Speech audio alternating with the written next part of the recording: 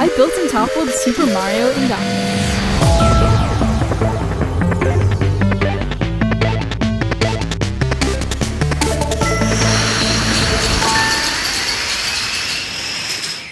What's up, Domino community, and welcome to the behind the scenes of how I created the Super Mario Bros. Movie in 18,000 dominoes. This was a 24-day build, and I gotta admit, it was pretty long. After quite a few fails, which you may have seen in my previous video, which I'll link right over here, I was really behind with the project, but after I got through the castle, things went pretty smoothly. Now, one of the first things I did was make a field plan of Mario in dominoes. Now, in order to do this, I decided to Google a bunch of images of what Mario could look like. I looked through a lot of photos, and this one image with a Mario outline seemed to work best with what I was building because you could really see each part of the face in a really distinct way because it was highlighted in a border. So for this project, I made the field plan completely by hand, individually changing each cell for the domino color. And sometimes I find doing it manually, it just comes out a lot better and a lot more accurate rather than using a field planning program and it doing it automatically. I just kind of like having the look of it seem a bit more symmetrical, and I know where each domino is specifically placed. And once I had that all in place, I was able to take that field plan and use my H5 Domino Creations templates to easily set up the field in a perfectly spaced manner. Now, after Mario was built, I went on to making a couple of the other characters, including Peach, Donkey Kong, Toad, and a 1-up mushroom. Now, what's really handy is the fact that Mario is already 8-bit. So here's a little cheat code. If you want to make a field plan, just search whatever you're looking for and then type pixel art after it, and you'll get grids of exactly how to make different sorts of fields.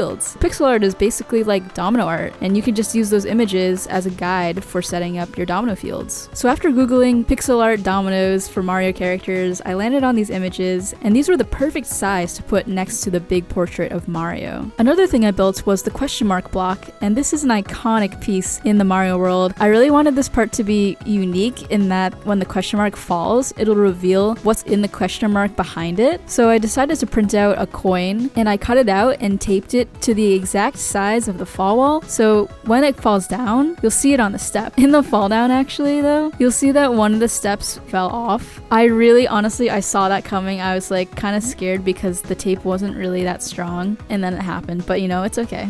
And I've also added a marble track here because this is going to reveal a coin, so I want a little bit of time for the viewer to take that in, which is why we have a slow marble trick going through a funnel, which will then go onto these. Another idea I had to add on to it was having Mario actually jump up to hit the question mark block. I really thought about how I could pull this off, and then I realized that I could use this ping pong ball launcher. But when I tested it, I realized, like, of course, the ball is just gonna like fly in all directions, so I had to loop it through a string. And in order to do that, I poked a hole inside the ping pong ball and very carefully threaded a fishing wire through the bottom top of it so that it could run on this like track so the ball will always stay in place. So Mario is being held on the string, which is underneath the table. This is the weight that will pull the string taut. As that's happening, as Mario goes up and down, it's gonna look like it's hitting this question block right above it. And then this separate domino line is going to snake around, pull the string, and then knock down the fall wall roughly at the same time or almost same time as Mario hits the question mark. I was really happy with this because Mario could literally jump up and then go back down. And I think this is such a fun little trick, and it just adds a lot to the whole Mario theme of him just going up and getting the coin and going back down. And I also wanted to put a little surprise reveal behind the question mark block on the wall, because when that falls, I wanted to have something reveal, like maybe another mushroom or, you know, just something from Mario. But the problem with a wall is that you can see through the holes in the wall. So I added a piece of white paper in front of the mushroom to cover up what it was going to reveal, and I think that worked out pretty well. It's like another cool little trick that surprises you as it's falling. I also had to do a lot of tests for this project because I wasn't sure if these would work. The Mario Kart going on Rainbow Road was another one of my favorite tricks. I really wanted this Mario Kart to like go on a rainbow track, so I had to add some clear plexiglass and put it on a track so that the cart could like go over the domino field and then go to the finish line. This is absolutely one of my favorite parts of the setup, and it works flawlessly. Another interesting trick is the spinning star, and this wasn't really intended to look like how the star moves in the game. I just wanted to have something that would like spin, and it turns out it works perfectly with the actual game.